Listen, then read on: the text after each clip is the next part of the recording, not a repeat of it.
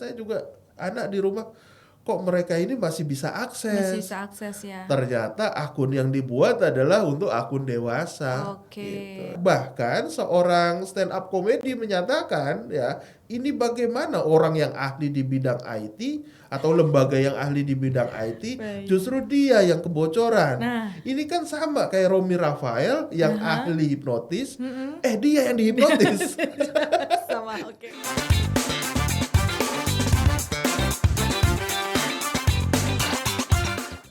Hai Sobat Literasi Hukum Digital, kita bertemu dengan saya Ibu Dr. Apik Anita Sari Intan Saputri.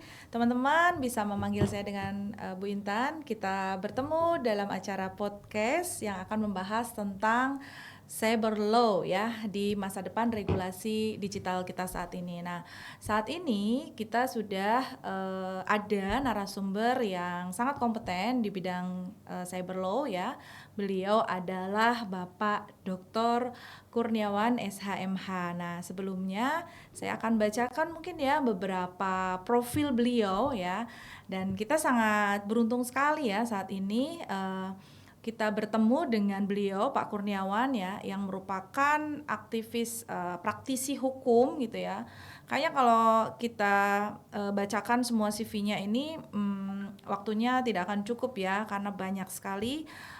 Selain beliau sebagai praktisi ya, sebagai owner di kantor hukum HAK dan partner gitu ya, beliau juga aktivis di bidang komunitas cyber law nasional gitu, dan beberapa keahlian ya serta sertifikasi yang banyak sekali ya, sertifikasi pengacara, sertifikasi internasional, baik itu sertifikasi profesi legal audit dan lain sebagainya. Nah, oke, tanpa menunggu lama, kita perkenalkan saja. Silahkan Pak Kurniawan, monggo. Silahkan memperkenalkan diri ya. Waalaikumsalam warahmatullahi wabarakatuh. Gimana Pak? Apa kabar Pak? Baik Bu Intan. Oke, nah kita akan membahas nih beberapa permasalahan yang saat ini sebenarnya gitu ya. Ini bisa juga sebagai bahasan ya, karena tema ini tuh tidak akan mungkin lepas di dunia perkembangan kita ya sekarang, inovasi digital. Nah, diskusi kali ini kita akan membedah nih bagaimana irisan antara undang-undang ITE, kemudian tentang perlindungan data pribadi, dan juga bagaimana nih tantangan penegakan hukum di ruang cyber Indonesia saat ini ya Pak ya. Oke, nah mungkin langsung saja ya teman-teman Sobat Literasi Hukum Digital, kita udah menghadirkan ahli ya, ekspertis di bidang cyber law, Pak Kurniawan nih sebagai seorang praktisi dan juga sekarang juga akademisi ya Bapak ya. Ya betul Ibu. Nih bagaimana nih Bapak melihat tentang evolusi pengaturan hukum cyber kita pasca perubahan Undang-Undang ITE nih. Nah boleh dong sharing-sharing sedikit tentang itu. Oke, terima kasih. Kita melihat suatu teknologi ya, teknologi itu selalu bergerak dinamis. Ya. Dulu mungkin kita pernah tahu Charles Babbage atau juga Alan Turing ya, dia pencipta komputer. Dia mungkin belum tahu bahwa di era masa yang akan datang ya 2026 dia belum pernah berpikir mengenai mau jadi apa komputer nanti ya, hanya to compute atau hanya menghitung saja ya. Era aja kalkulasi lah, kalkulator.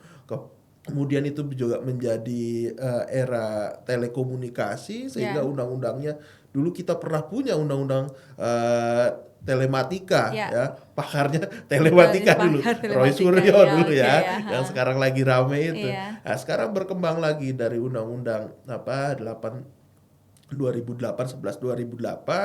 kemudian ini sudah perubahan yang kedua ya 2024 ya. Ini berubah cukup signifikan. Kalau dulu undang-undang yang tahun 2008 itu hanya mengatur dulu itu tujuannya hanya mengatur tentang transaksi elektronik. Oleh karena itu undang-undangnya dinamakan Undang-Undang ITE ya, Informasi dan Transaksi Elektronik. Tetapi kenyataannya yang menggunakan Undang-Undang ITE justru kebanyakan penegakan hukum terhadap permasalahan pencemaran nama baik, terus juga ujaran kebencian, berita bohong dan lain sebagainya. Oleh karena itu di perubahan kedua ini mendapatkan suatu hal yang betul-betul diperlukan oleh masyarakat, Ya. ya. Yang pertama perubahannya itu dia memperkuat terhadap bukti elektronik. Ya. Itu di pasal 5 ya.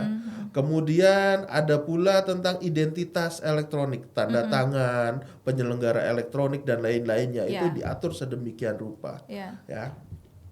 Selain itu tentang anak juga diatur. Oke. Perlindungan terhadap anak. Iya, ada juga ya. Karena kita juga beberapa waktu lalu kita melihat adanya kebijakan tunas. Apa itu?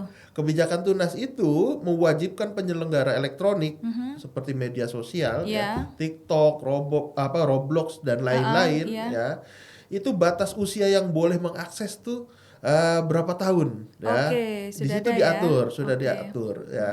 Cuma permasalahannya ini menjadi blunder juga.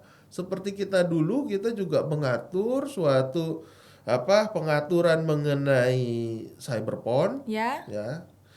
Tetapi ternyata ada yang lebih canggih, yaitu VPN. Oh ya, ya, oke. Jadi yang diatur sudah diblokir semua situs-situs porno, orang Iya. Indonesia pakai VPN. Ya. Nah sekarang sama ya, Gitu ya. sudah diatur tunas itu untuk usia-usia tertentu. Ya. Anak-anak mau lihat TikTok, mau main Roblox, pakai nama, akun dan juga usia yang mereka palsukan. Iya, betul. Berarti sama saja, gitu, sama-sama. Makanya saya juga anak di rumah, kok mereka ini masih bisa akses? Masih bisa akses ya. Ternyata akun yang dibuat adalah untuk akun dewasa. Oke, Gitu. Nah iya. ini perlu pendisiplinan nantinya. Iya, baik. Nih, ini kalau sekarang ngelihat kita tuh dengan berbagai case ya, inovasi teknologi terus berkembang dengan saat pesatnya ya nggak Pak? Oke. Kemudian hukum itu juga sebenarnya harus mengikuti dan perkembangan teknologi kita pada saat ini. Nah, sementara ini nih Pak, regulasi kita tuh sebenarnya sudah cukup responsif nggak sih? Kalau kita melihat tadi ya di pasal 5 tentang apa itu tadi perlindungan ya, perlindungan terhadap anak mengakses nih akun-akun nih. Nah, gimana sebenarnya mungkin regulasi kita itu sudah berusaha untuk merespon perkembangan ya atau terhadap kejahatan-kejahatan cyber lah ya Pak. Nah, ini gimana nih Pak menanggapi terkait dengan itu? Apakah memang sebenarnya undang-undang ini sudah sangat relevan dan juga cukup responsif terhadap perkembangan saat ini atau gimana nih menurut Bapak? Kalau menurut saya undang-undangnya sudah cukup baik ya, karena dia mengatur hal-hal dasar, ya, bukan tentang modifikasi dan lain sebagainya. Sehingga kalau kita melihat Laurent and Friedman, ya, pertama adalah substansi hukumnya, undang-undangnya sudah bagus, ya. Kemudian struktur hukumnya bagaimana nih? Ternyata ini yang lemah. Para penegak hukum kita belum banyak yang bisa mengakses, belum banyak pengetahuan permasalahan teknologi, ya, sehingga itu melemahkan. Nah, selain itu juga kultur dan juga sarana prasarananya, sehingga ketika ada tindak pidana cybercrime mereka gagap. Gimana sih caranya ya? Nah, kita kasih contoh ya. Sejak tahun 2008 tentang illegal access sebenarnya sudah diatur. Orang bilang hacking, ya. Orang masuk ke website orang ngacak-ngacak. Minggu kemarin di Kabupaten Banyumas saya melihat sendiri bahwa bahkan rekan saya itu Mas Ade melihat website Dinas Catatan Sipil Kabupaten Banyumas diganti, ya. Tetapi ternyata sampai saat ini saya tidak mendengar proses penegakan hukum yang dilakukan. Ya, saya lihat kayaknya agak gagap dengan teknologi. Bagaimana cara mencarinya, profilingnya, IP dan lain-lain, mungkin itu yang kurang. Tetapi undang-undangnya sudah ada. Di pasal 30 Undang-Undang ITE sudah mengatur tentang illegal access. Sedangkan pidananya ada di pasal 46. Pemberatannya pun bahkan ketika menyerang instansi pemerintah, sama yang terjadi seperti di Kabupaten Banyumas ini, ada pemberatannya. Pemberatannya bukan cuma 1, 2. Apabila korporasi yang melakukan tersebut, itu juga menjadi pemberatan. Ya kita bayangkan di tahun 2008 itu sudah diatur sebenarnya. Tapi sampai sekarang ketika terjadi hacker ya, illegal access seperti itu ya rata-rata ya dibiarkan saja. Oh, gitu ya, Mas ya. Ya. Jadi kalau kita melihat nih ya, kita udah masuk ke segmen 2 nih tentang perlindungan data pribadi. Tadi apa yang disampaikan oleh Pak Kurniawan nih, tantangan kebocoran data ya. Betul. Akses di ini masih menjadi momok atau mimpi buruk nih bagi baik itu tidak hanya kepada pribadi ya, instansi-instansi pun juga diserang juga ya. Betul. Nah, ini apa ini sebenarnya yang menjadi hambatan utama di dalam implementasi ini? Undang-undang tuh tadi legal substance-nya udah bagus menurut Friedman ya. Strukturnya nih yang kita kurang. Nah, apa nih sebenarnya tantangan yang harus dilakukan baik itu oleh ya kita ya sebagai akademisi, oleh pemerintahan dan juga masyarakat nih ya untuk bisa kan ada nih orang-orang atau sekelompok orang yang memanfaatkan ya terhadap kebocoran data kah atau terhadap atau hacker itu tadi ya itu dia memanfaatkan mungkin misinya adalah ekonomi ya mungkin seperti itu ya. Nah untuk masyarakat nih seperti kita nih kan jelas masyarakat awam itu tidak tahu ya Pak. Nah ini gimana nih caranya kita bisa mengedukasi memberikan pemahaman kepada mereka gitu. Oke, terima kasih Ibu. Jadi ya kembali lagi sarananya harus bersifat top down, Bu. Ya, oke. Pemerintah itu sebagai wadah ya, dia harus menjelaskan pada masyarakat bahwa data kamu aman. Ya. Permasalahannya adalah di tahun 2022 ketika Undang-Undang Data Pribadi itu belum ada dan diketok palu di tahun itu, tahu nggak permasalahan yang justru melatar belakang undang-undang tersebut? Ya. Bjorka, Bu. Oh iya. Ya kan? Betul. Sempat viral juga itu ya. Iya, sempat viral kejadiannya, terus juga orang-orang menyatakan ini karena kita belum punya undang-undang. Ya. Okay. Tetapi permasalahan yang lucu adalah dulu masih Kementerian Komunikasi dan Informasi, Kemenkominfo dulu. Terus kemudian akhirnya diganti. Dan di dua institusi itu ini Ibu bisa lihat ya, bisa di googling atau pemirsa juga bisa googling. Justru mereka yang terjadi kebocoran data ya. Begitu pula Badan Sandi Negara BSSN. Ini bayangkan bahkan seorang stand up comedy menyatakan ya, ini bagaimana orang yang ahli di bidang IT atau lembaga yang ahli di bidang IT justru dia yang kebocoran. Ini kan sama kayak Romi Rafael yang ahli hipnotis, dia yang dihipnotis. Sama, ya kan? Ini menjadi kerancuan sehingga ini menjadi hipotesis saya di awal kalau kita bingkai pakai Lauren M. Friedman, kita bukan kekurangan undang-undang. Kita itu kekurangan orang-orang yang mengerti tentang teknologi dan bisa mengaplikasikan ya. Sudah banyak saya rasa. Kalau mengenai permasalahan AI dan lain sebagainya ya, kita punya kok di undang-undang KUHP yang baru itu disebut sebagai perantaran alat. Di pasal 20 Undang-Undang 1 2023 itu ada.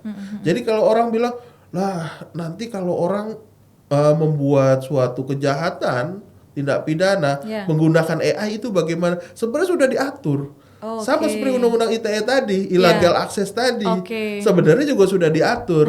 Pertanyaannya mau menindak atau enggak? Kan gitu. Jadi kesiapan SDM juga sangat ditentukan ya. Nah, sobat literasi digital di sini ya, kita bisa belajar nih. Sebenarnya dari substansi hukumnya itu sebenarnya sudah disusun sedemikian rupa untuk bisa mengatur nih, baik itu tentang perlindungan data pribadi. Nah, penegakan hukumnya itu kan tadi ya, struktur dan juga penegakan hukum mungkin masih sangat minim ya SDM yang ekspertis di bidang ini. Nah, ini batasan atau antara kebebasan berpendapat nih, kita lihat dari sisi segmen yang lain ya Pak ya.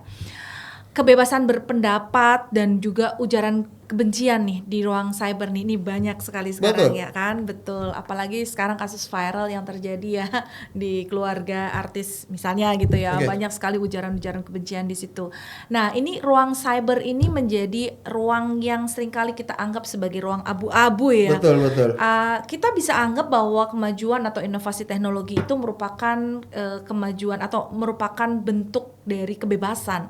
Tapi seharusnya memang ada kan batasan-batasan tersebut. Nah, gimana nih Bapak sebagai praktisi hukum menanggapi ini terhadap kebebasan berpendapat dan juga kebencian, ujaran kebencian. Jadi kebebasan berpendapat sih sebenarnya ya itu tetap harus dilindungi. Ya. Walaupun orang merasa wah kok saya diserang martabat, iya betul, harkat dan martabatnya. Iya betul. Dalam konteks pidana sebenarnya itu kembali lagi ditarik pada mens rea. Sikap batin yang jahat, Niat tujuan jahat, ya. dianya itu ada atau enggak. Kalau memang tidak ada hanya sekedar mengkritik, itu menjadi ruang komunikasi dengan negara kita, negara yang demokratis. Saya saat ini sedang menyusun suatu buku tentang linguistik forensik. Ya. Saya bedakan antara sebelum Undang-Undang 1 2024 ya, yang sebagai perubahan Undang-Undang ITE ini dan juga sebelum. Sebelum itu Ahmad Dhani ngomong, dia ngomong ya bajingan, tolol, masuk. Ahmad Dhani masuk. Begitu pula hal-hal lainnya ya. Di Kalimantan ada juga dia mengeritik lembaga lembaga audit pemerintahan di tingkat daerah bahkan ya. Dia menyatakan bahwa jangan percaya sama inspektorat. Udah itu saja. Itu dikategorikan sebagai pencemaran. Nama baik. Saya pikir, waduh, kok bahaya sekali. Setelah saya kaji putusannya, ternyata ini juga tidak didukung oleh ahli yang capable. Kenapa saya bilang mereka hanya menggunakan tekstual, tetapi bukan kontekstual. Jadi hanya mendukung dari segi itu saja, ya apa yang dibunyikan saja, ya sehingga apapun ahlinya dia akan memasukkan itu sebagai suatu tindak pidana. Nah, ini yang celaka. Gitu loh. Saya bukan mengkritik para ahli-ahli itu, tetapi kembali lagi tolong bukan hanya gunakan tekstual tapi kontekstual. Ya. Nah, perubahan-perubahan juga sudah ada di Mahkamah Konstitusi. Yang awalnya pencemaran nama baik itu boleh terhadap badan hukum atau lembaga, kemudian saat ini menyempit kepada person. Kemudian dalam Undang-Undang 1 2024 itu juga diperkecil juga ya. Jadi pasal 27 yang 123 itu dihapus jadi 27 dan 27A ya. Nah, itu juga kembali lagi ke arah mens rea. Dulu kita tahu persidangan Aris Hazar ya. Wah, Menteri Luhut ini merasa dicemarkan nama baiknya. Tetapi dengan konteks perubahan perubahan aturan hukum, di situ pada akhirnya kita bisa lebih jernih. Adakah di situ sikap batin yang jahat? Karena tujuannya adalah untuk melakukan kajian penelitian. Betul. Kalau memang tidak, ya untuk apa dipidana? Kita ini terlalu lelah ya untuk mempidana seseorang. Hal-hal yang berbuat kecil aja. Ya kan? Tetapi terkadang juga menjadi kebablasan juga ya. Kebablasannya apa? Kita lihat terhadap kembali lagi konteksnya contoh Roy Suryo. Itu di mana-mana rakyat bersuara, dia ngomong lantang apa segala macam. Betul. Ya. Dasarnya dalilnya adalah penelitian. Tetapi tidak mengakui pembaruan misalnya pembaruannya ini sudah diperlihatkan. Kemudian temennya juga kan sudah nyebrang ke sebelah. Egy Sujana sudah nyebrang. Kemudian si Rizwan juga sudah nyebrang. Dan keduanya bukan karena pidananya, tetapi karena dasarnya saya sudah melihat yang asli. Ya sudah selesai. Tetapi diteruskan. Media juga menggaungkan itu. Jadi seolah-olah juga kebebasan kok terlalu besar. Nah, kita harus nyari keseimbangan di antara itu. Pak, kalau kita melihat nih ya, orang-orang akhirnya jadi takut, ada perasaan takut nih. Nah, gimana nih sebenarnya? Sebenarnya sudah ada di kepastian hukum ya, di dalam pasal-pasal hukum cyber, misalnya di Undang-Undang ITE dan lain sebagainya. Perlindungan nih bagi kita ya. Kalau mungkin itu nanti buat pelaku. Nah, gimana nih agar kita juga bisa tahu kita sebenarnya memperoleh kepastian hukum? Atau mungkin ada nggak undang-undang yang, nah kita kan confused ya Pak dengan adanya berbagai macam kasus sekarang ini ya Pak. Orang-orang yang terlalu bebas berbicara juga dia lepas aja, terus kemudian sebagian yang lain juga akhirnya mereka tidak berani untuk speak up gitu ya. Nah, itu Oke. gimana itu Pak menurut Pak Kurniawan nih? Jadi begini, ini harus kita bedakan Oke. antara kritik dengan menghujat. Oke, Ya, ya. kalau untuk pejabat kembali lagi itu harus 100% memberikan kesempatan bahwa dia pasti bisa dihujat, dia pasti bisa disanjung. Oke. Yang namanya pejabat publik Ya, kan, oke. kerjanya bagus, ya kadang-kadang nggak disanjung, kerjanya buruk udah pasti dihujat. Oke, betul. Maka betul-betul harus ditujukan ya, tujuannya adalah untuk melayani masyarakat. Ya. Jadi jangan baper. Oke. Ya.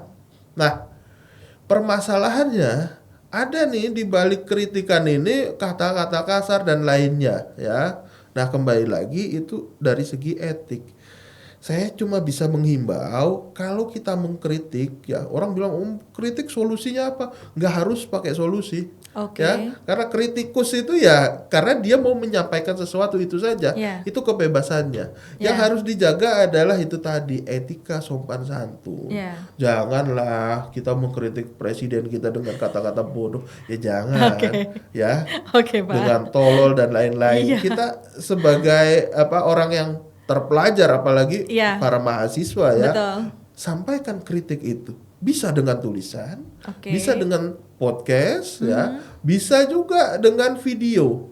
Oke. Tetapi tetap harus menjaga aturan moral lah. Ya. Oke, Kalau hukum betul. itu nanti belakangan lah ya, kembali lagi kepada mens rea. Oke. Mau itu masuk sebagai konteks kritik demokratis Oke. atau dia memang memiliki niat untuk menjatuhkan ya, Iya, itu iya, kan masih panjang lah. Oke. Tapi seenggak-enggaknya berikanlah kebebasan bersuara ini, tetapi dengan tetap bertanggung jawab. Ya, oke. Tetap dengan bermoral, Iya. beretika. Nah, ini Seenggak-enggaknya menyangkut seperti itu. ini menyangkut poin yang ketiga nih dari Lawrence Friedman ya tentang Oke. legal culture terkait dengan bagaimana nih bagaimana dengan budaya menggunakan teknologi di bidang ini ya Pak ya. Oke. Budaya masyarakat tentang penggunaan teknologi ini kan tentunya sekarang sudah sangat masif ya, bahkan satu orang bisa dan 3 dan lain sebagainya. Nah, nyambung tidak dari tadi bagaimana dia bisa mengucapkan ya segala macam perkataan ya ke media sosial dan lain sebagainya nih. Menurut Bapak nih sebagai praktisi hukum, penegakan hukumnya itu sejauh mana sih? Ataukah kalau kita melihat dari culture masyarakat tadi ya, penggunaannya udah terlalu kelewatan, kebablasan dan lain sebagainya. Terus kemudian yang pertanyaan kedua, adakah pasal-pasal karet nih di dalam undang-undang ITE ini sekarang saat ini? Oke, jadi pasal karet itu pasti selalu ada Ya, oke. ya. Pencemaran nama baik misalnya. Ya, Apa sih unsurnya ya? Itu kan tentu terlalu subjektif. ya, Tetapi pembentuk undang-undang kembali lagi dia mencoba melakukan hal-hal yang preventif daripada represif. ya. Kita lihat bagaimana pencegahannya. Contoh ya. Jadi dalam 27A ya, maksimal ancamannya misalnya hanya 2 tahun. Sehingga Oke. tidak bisa untuk ditahan Ya. ya.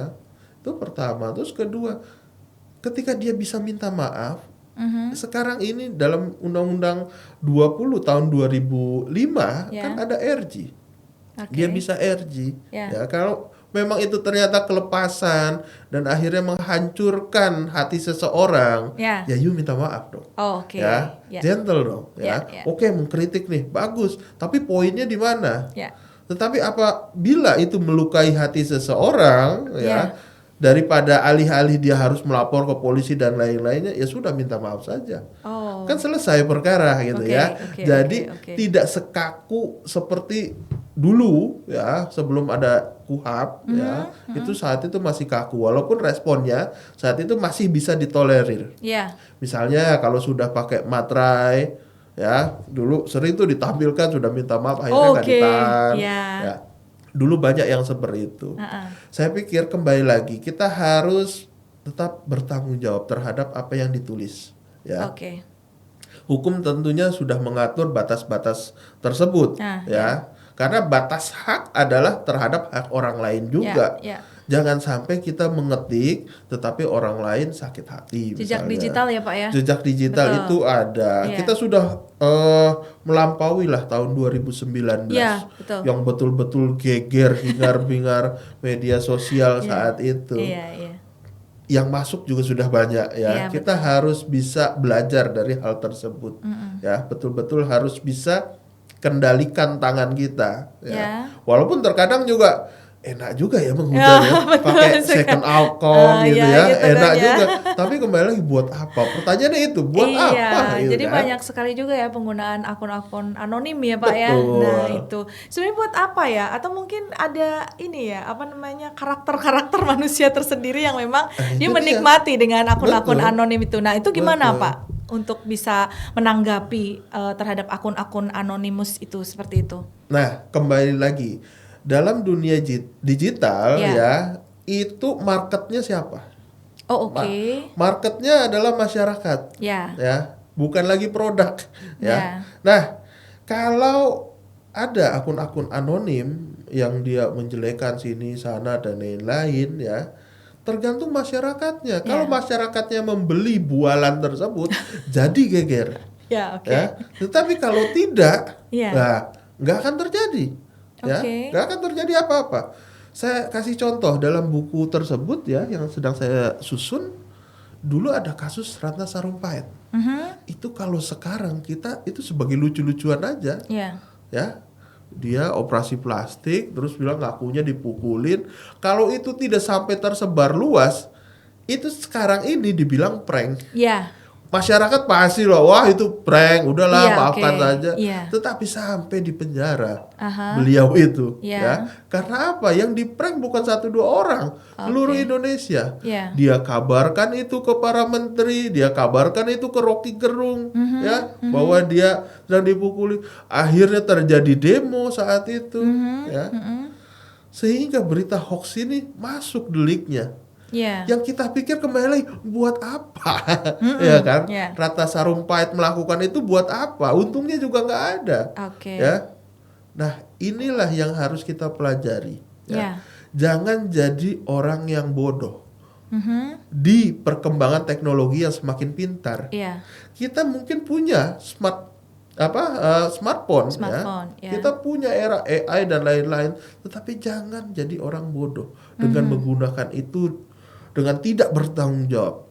Itulah kebodohannya. Gitu. Nah itu dia ya teman-teman Sobat Literasi Hukum Digital. Nah apa yang tadi disampaikan oleh Pak Kurniawan ini luar biasa daging semua ya. Nah ini masuk ke segmen 4 yang tidak jauh juga ya pokoknya pembahasannya kita. Nah ini kita akan melihat tentang proyeksi masa depan nih, gimana penggunaan AI sekarang juga udah sangat sekali, bahkan kita sudah itu menjadi hal yang sangat adiktif gitu terhadap kehidupan kita sehari-hari sekarang. Dan juga penggunaan tentang ekonomi digital nih. Nah, ke depan kita tentunya itu juga sudah menghadapi tantangan AI, kemudian kripto, bahkan sudah ada era-eranya nanti adalah era-era ekonomi digital, metaverse gitu ya, yang tentunya ini sudah sangat kompleks nih. Nah, bagaimana nih Bapak melihat regulator nih? Perkembangannya kan sangat cepat sekali nih betul, ya Pak ya. Betul. Nah, apalagi di bidang praktisi hukum. Jangan-jangan nih sudah ada case-nya, sudah ada kasusnya yang masuk ke dalam ranah hukum, ternyata di undang-undang tidak ditemukan adanya klausul-klausul terhadap penanganan hukum tersebut. Ini gimana nih tentang AI dan ekonomi digital nih? Ya. Saya coba sedikit mendongeng ya, karena ini pasti akan panjang ya pembahasannya ya. Terkadang ketika kita mengerti suatu teknologi, banyak masyarakat nggak mengerti, sehingga trennya jadi tidak terbaca ya. Di tahun 2008 dulu ketika saya belum selesai kuliah ya, nongkrong di warnet ya. Dulu kok kita melihat dulu yang kecenderungan yang terjadi adalah game online ya. Game online dia menggunakan satu konsep kripto yang disebut sebagai Bitcoin. betul. Dulu hanya sebagai hadiah saja. Iya. Nggak laku itu Bitcoin. Oh, ya. Oke. Tetapi dengan Bitcoin kita bisa beli aksesoris permainan game digital Oke, saat iya, itu. betul, Ya. Hanya itu saja. Ibu tahu per 2026 ini harganya berapa? Berapa itu Pak sekarang? 1,6 miliar. Wah, Satu fantastis Bitcoin. banget ya. Ya. Oke. Artinya apa? Dunia terus berkembang. Ya. Ya. Kripto itu menciptakan suatu pembaruan di dunia finansial. Ya. Kalau kita lihat finansial kita itu hanya menggunakan paper. Ya. Saya bisa ngirim uang ke Semarang lah ya. Ya. Taruhlah kata Semarang. Apakah uang kita betul-betul terkirim ke sana? Enggak, itu berupa catatan, Bu. Ya. Ya. Oke. Uang kita dimasukkan ke bank sini, catatannya berupa catatan digital dikirimkan ke sana. Orang yang di Semarang mengganti uang tersebut dan mengeluarkan uang tersebut buat orang yang sedang kita transfer. Oke, yang ya. kita tuju ya. Kita tuju, Iya. ya. Tetapi Bitcoin Ya. tidak lagi menggunakan perantara perbankan. Oke. Jadi kita bisa kirim kemana saja, ya. Kalau kita ke bank ini limit, Ya. ya. 1 miliar kita nggak bisa kirim. Di khazanah berangkasnya mungkin nggak ada juga, Iya. bisa jadi gitu Kalau ya. dengan Bitcoin saya kirim 1 Bitcoin saja, misal ke Aljazair, Oke. ya, mereka sudah bisa cairkan, Iya. ya. Oke. Nah, artinya perkembangan teknologi ini mempengaruhi perkembangan ekonomi. Ya. Walaupun kripto ini cenderung berkembang, ya, apalagi saat kita COVID saat itu, ya, ini berkembang sekali. Orang nggak bisa keluar, akhirnya mereka trading. Ya. Wah, ini yang melambungkan Bitcoin saat ini hingga menjadi bermiliar-miliar dan begitu token-token atau koin-koin lainnya. Iya. Ya. Nah, saat itu perkembangan kripto juga mau disusul dengan perkembangan metaverse. Ya, betul. Sekarang tekan. Karena dulu kita nggak bisa keluar kan. Iya, betul. Waktu COVID itu kita nggak bisa keluar, mereka mencoba menciptakan dunia yang bisa membuat pertemuan orang. Iya. Ya. Yang paling mudah adalah Zoom saat itu. Tetapi Zoom pada akhirnya juga nggak laku. Nah, sedangkan metaverse larinya kemana? Larinya ke game juga. Ya, betul. Saat ini konteks metaverse memang belum terlalu maju. Ya, betul. Karena pikselisasi dan benda-benda yang ada di metaverse juga masih kotak-kotak. Iya, betul. Ibarat kata orang main PS, ya, ini masih PS1. Iya. Masih kotak-kotak bentuknya, jelek sekali, sehingga orang nggak mau invest ke sana. Walaupun perbankan juga sudah ada di sana. Sudah ada, ya betul. NFT juga ada di Iya, sana, betul. ya. Tetapi saya perkirakan ini akan berkembang di tahun 2030. Oke. Kenapa 2030? Karena perkembangan yang seharusnya metaverse Ya. itu diganti dengan perkembangan AI. Oke. Ya, jadi di Ya. switch aturannya kripto itu mengembangkan metaverse, Ya. Tetapi setelah kita COVID ini selesai, orang tidak mau lagi berlama-lama di dunia digital, Ya. Mereka udah ini udah pengen keluar lah, Udah jenuh. ya, udah jenuh, Iya. pengen keluar rumah, pengen bermain, pengen sesuatu yang real saat Iya, itu, oke. sehingga metaverse kurang berkembang. Tetapi saat ini yang paling berkembang adalah AI. Ya. Di 2022 ke depan, ya, di 2025 bahkan udah luar biasa, AI itu sudah bisa membuat suatu film. Ya. Ya. Betul. Kemarin saya lihat teman-teman juga dia pakai AI itu bisa merubah muka, Betul, ya, betul deepfake, sekali. Iya. ya. Oke. Wah, ini bagaimana nih perkembangan ini terhadap kemampuan penegakan hukum? Penegakan hukum, nah itu dia. Jangan-jangan mereka pakai itu buat tipu, kan Iya, gitu, betul. ya kan? Nah, kalau betul-betul tidak bisa mengimbangi, saya rasa waduh kita susah kita penegakan hukum ini. Nah, itu dia. Kita juga sekarang sering mendengar ya, Sobat Literasi Hukum Digital, ada istilah-istilah cyber victimization. Nah, itu Pak. Nih terkait dengan tadi ya, deepfake dan lain sebagainya. Mungkin wajah, kasus yang sekarang sedang viral ya, Taufik Oke. Hidayat itu ya. Oke. Bagaimana wajah yang dia publish di media sosial dengan apa yang ada dia miliki, realitasnya itu juga Betul. sangat berbeda gitu ya. Betul, Nah, ini betul. gimana nih proses penegakan hukum di bidang ini, karena teknologi udah sangat sangat majunya, sudah sangat masifnya. Ini gimana Pak Kurniawan? Jadi kembali lagi kita mengenal sistem identitas. Oke. Ya, dalam konteks pidana, apabila identitasnya berubah tetapi diakui adalah dia, ya itu yang di publik itu gak jadi masalah. Oke. Banyak kok. Jadi saat ini kan filter banyak ya. Betul. Jadi apa yang dia pampang sama kenyataannya berbeda itu it's okay. Tetapi sistem identitas itu tetap ada ya. Karena apa? Sistem identitas itu kan bukan hanya KTP. Saat ini di dunia yang betul-betul sudah lama banget ya. Sebenarnya daktiloskopi itu masih tetap digunakan. Konsep sidik jari itu tidak ada yang bisa merubah itu. Tidak ada yang bisa menggantikan. Sehingga kembali lagi kepolisian juga kalau bisa menentukan identitas dia adalah si Taufik Hidayat yang asli, ya sudah dia yang harus bertanggung jawab. Walaupun mukanya berubah ya.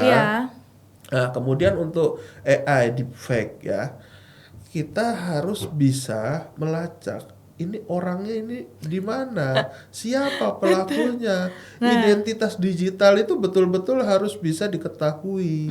Nah, makanya kembali lagi, siapa yang betul-betul harus bisa berkembang? Pemerintah. Setelah pemerintah siapa? Penyidik, kepolisian. Jadi dia bisa mengayomi seorang yang merasa dirugikan, korban tadi, korban scamming ya. Karena sekarang sangat mudah sekali scam. Dia ditelepon menyatakan dia orang pajak, suruh ikuti ini, masukin ini itu ya. Kemudian rekeningnya berubah jadi kosong. Iya, betul. Nah, kita mau nyarinya gimana?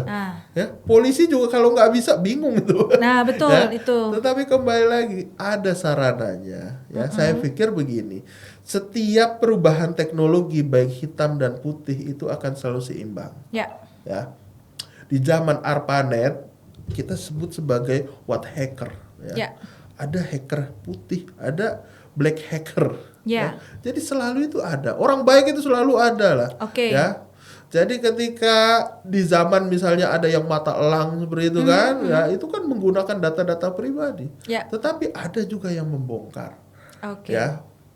Dalam arti kata masih kita punya harapan sepanjang struktur hukumnya mau berubah, mau belajar, mengembangkan kualitasnya. Saya rasa itu menjadi kunci. Sehingga undang-undang ini walaupun dia mungkin dianggap tertinggal, tetapi satu yang saya lihat di sini ya dalam konteks frase elektronik, data elektronik dan lain-lain itu masih bisa digunakan. Ya. Walaupun eranya dulu kita pakai kata telematika. Keluar ITE kita pakai cyber, hukum cyber. Dulu hukum telematika. Betul. Kemudian era 3.0 ya, era apa kita lihat sebagai dimensi digital yang lebih imersif, kita sebut itu sebagai hukum digital. Walaupun istilahnya berubah, tapi saya rasa ada satu hal yang sama, ya, di mana dunia digital ini bukan merupakan dunia yang nyata, dunia maya yang tidak bisa dipegang, walaupun saat ini lebih bersifat imersif, ya, karena kita juga di metaverse juga itu imersif. Di metaverse itu kita bisa nyolek orang tuh. Ya. Kita bisa nyolek orang, kita bisa jogging di sana, bersepeda di sana, juga, ya. Nonton konser ya. Karena itu alat, ada VR, ada AR.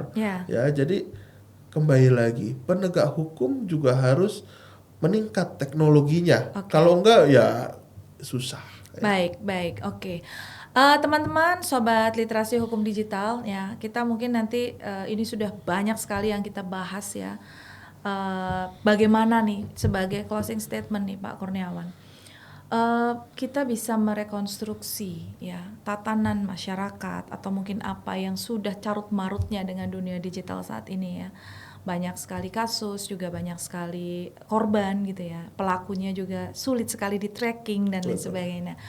Untuk bisa merekonstruksi tatanan masyarakat ini seperti apa sih sebenarnya menurut Pak Kurniawan? Jadi untuk merekonstruksi hal tersebut kembali lagi kita pakai 3 unsur. Ya. unsurnya adalah hukumnya. Ya. Hukumnya sudah kerap kali dirubah, ya. Ada transformasi di situ. Tinggal penegak hukumnya, ini strukturnya bisa berubah atau enggak. Ya. Kalau itu bisa berubah, akan menciptakan suatu ekosistem ya yang aman dan nyaman. Nah, itulah yang disebut culture. Nah, culture ini nanti akan terbentuk.